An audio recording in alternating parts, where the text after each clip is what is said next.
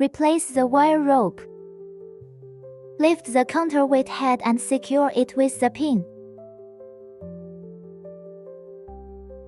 Remove the wire rope and from the disc. Pull out the wire rope.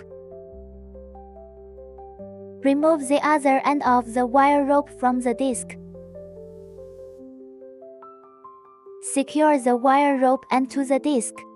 Thread the wire rope back along its original route.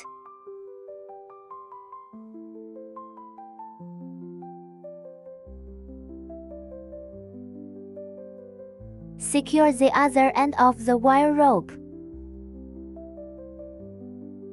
Finally, put the counterweight head back in its original position.